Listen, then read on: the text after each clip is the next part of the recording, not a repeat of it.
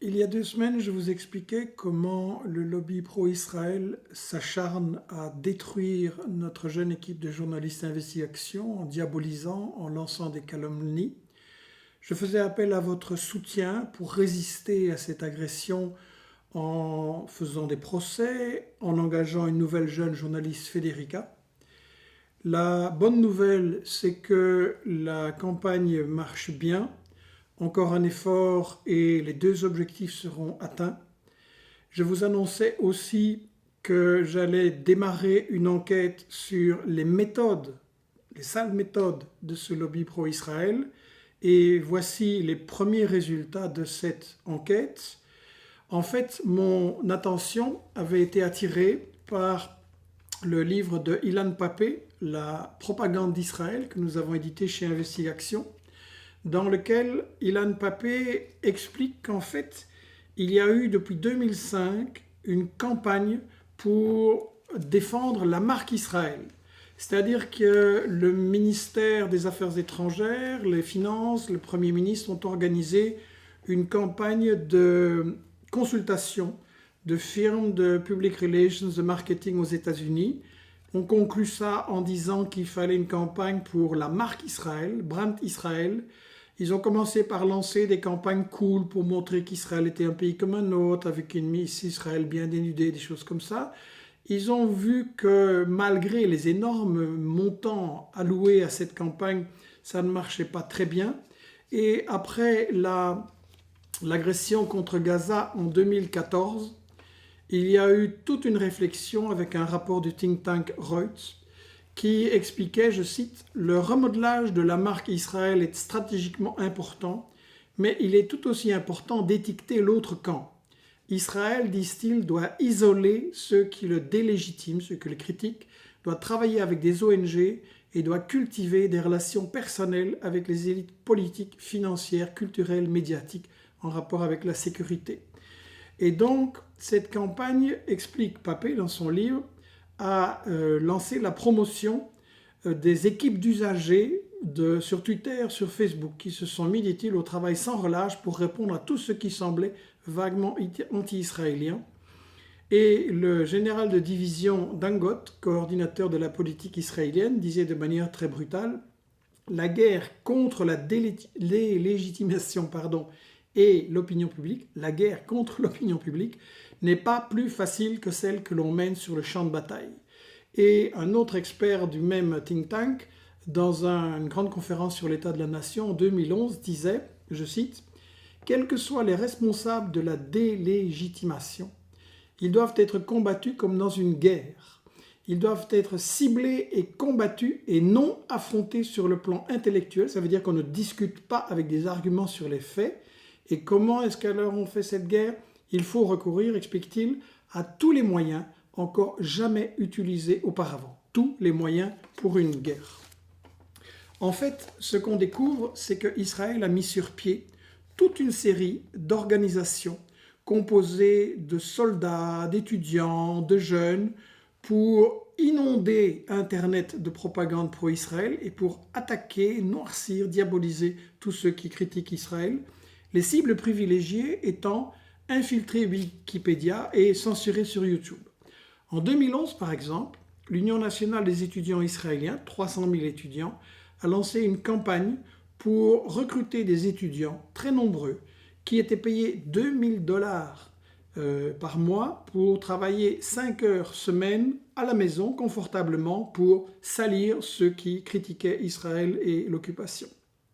Ces étudiants étaient répartis en 4 groupes, dont le groupe New Media se concentre sur Facebook, dans les différentes langues, YouTube, etc. et Twitter, et un groupe spécifiquement Wikipédia, avec, je cite, la responsabilité de rédiger des modifications et de les traduire dans les langues du programme. En fait, il y a eu plusieurs organisations pour manipuler Wikipédia. Une a été créée en 2011 par Gilead Inny, ça s'appelle l'organisation Camera. Une série d'emails interceptés révèle les instructions, les formations des volontaires insistant sur le secret de l'opération et disant, je cite, « Évitez de choisir un nom qui vous marque comme pro-Israël, évitez que les gens connaissent votre véritable nom et éviter que Wikipédia puisse repérer votre adresse IP. En 2017 a été créée l'organisation Act.il, une application utilisée par 6000 rédacteurs dispersés un peu partout dans le monde, surtout aux États-Unis. Le CEO d'Act.il est un ancien des services de renseignement de l'armée, et d'ailleurs toute l'équipe dirigeante d'après ses propres déclarations. Les équipes sont dispersées un peu partout et par exemple à Boston, il y a une équipe Tenafly qui a créé une application pour lancer une vaste campagne contre une église de Boston qui avait critiqué Israël. Et dans cette campagne, le narrateur du film, Roger Waters, le célèbre musicien du groupe Pink Floyd, a été traité d'antisémite bien connu. Fin de citation. Alors là, vous êtes en train de vous dire, bon, Colomb, il devient parano, il voit des infiltrés sionistes partout dans Wikipédia, attention. Bon, parlons alors 2 minutes de l'opération Philip Cross. Philip Cross, c'est une personne, peut-être, qui en fait a posté sur Wikipédia sans un seul jour de repos depuis 5 ans, jour de Noël compris, il a posté pendant 1721 jours consécutifs, des révisions, des modifications, etc. Au total, Philip Cross, en 14 ans, a apporté, tenez-vous bien, 133 612 modifications, plus de 30 éditions par jour, 7 jours sur 7, y compris la nuit, c'est permanent à toutes les heures. On peut retrouver sa trace dans les archives de Wikipédia. Sa mission est très claire, miner la réputation de tous ceux qui critiquent les États-Unis, leur guerre et Israël. En Grande-Bretagne, saper, diaboliser Jeremy Corbyn, Ken Loach. La cible préférée, c'est George Galloway, qui a été révisé par Philip Cross 1800 fois. Galloway révisé 1800 fois par Philip Cross. Et d'autre part, Philip Cross dresse des louanges, rétablit la réputation de tous les journalistes et experts mainstream qui justifient toutes ces guerres. Donc, est-ce que Philip Cross existe? Est-ce que c'est une couverture pour Israël? Voilà qui amène à poser beaucoup de questions sur mais qui est derrière toutes ces campagnes secrètes? Et là, le gouvernement israélien lui-même, à mon avis, il faut écouter la générale Vaknin Gil qui donne ses instructions pour, je cite, inonder Internet.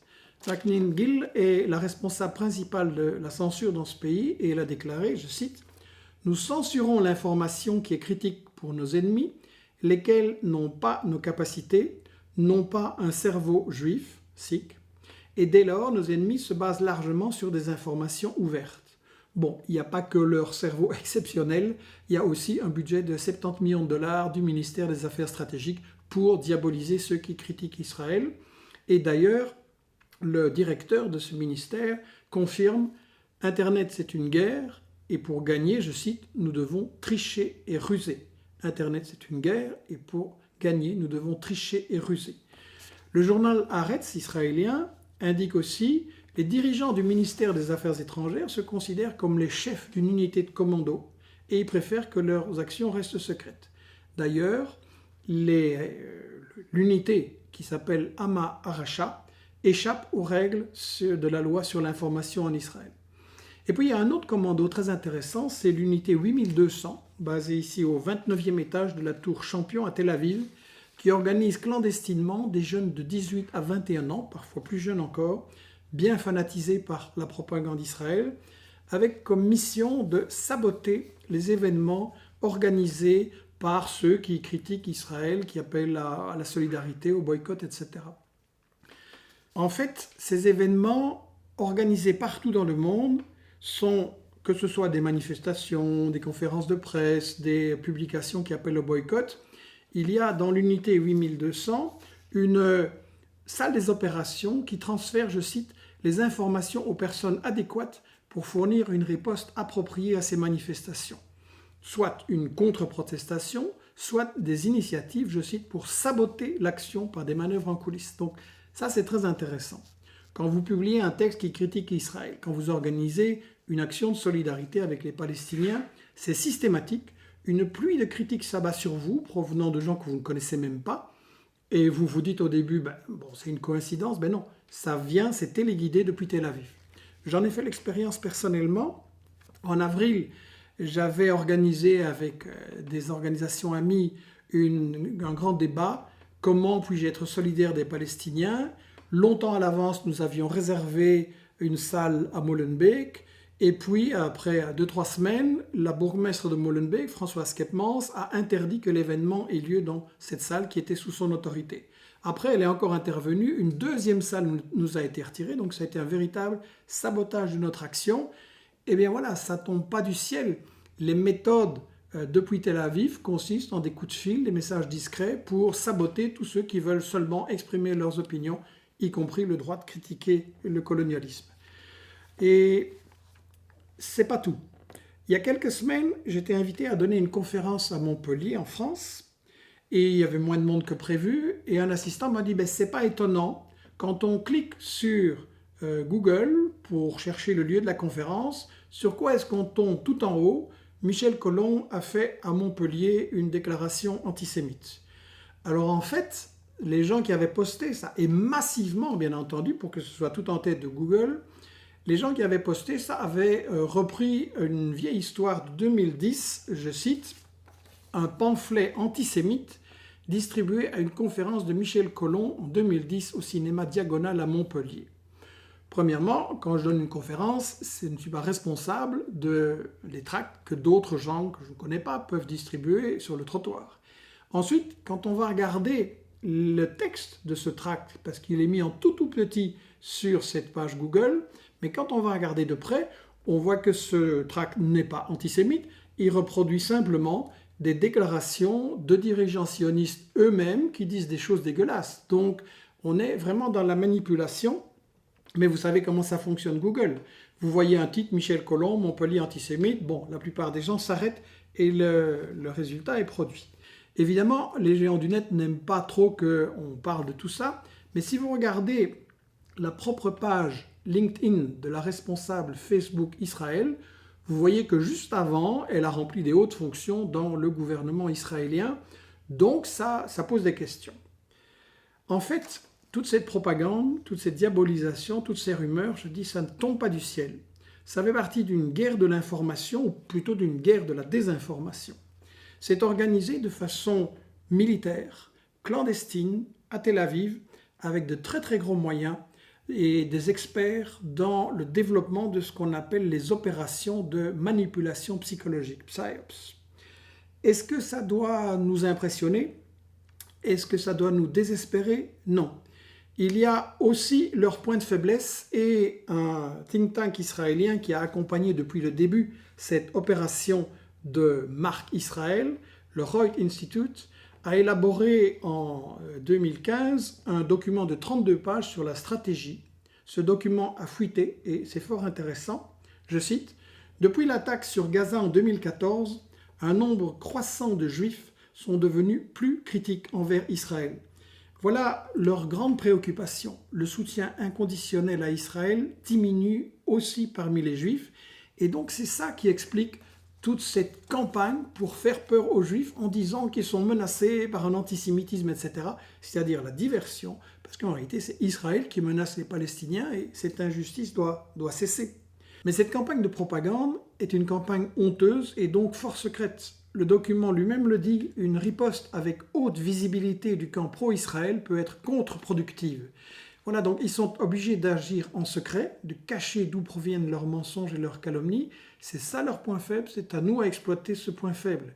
Ils ont l'argent, ils ont les experts, ils ont beaucoup de gens, ces jeunes fanatisés par la propagande, mais nous avons encore plus de gens, vous tous, et nous avons la vérité de notre côté.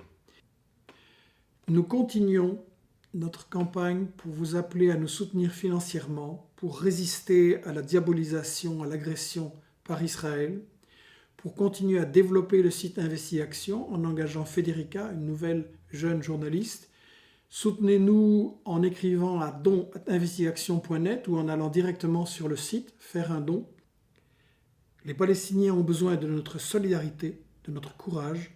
On continue, tous ensemble, on ne lâche rien.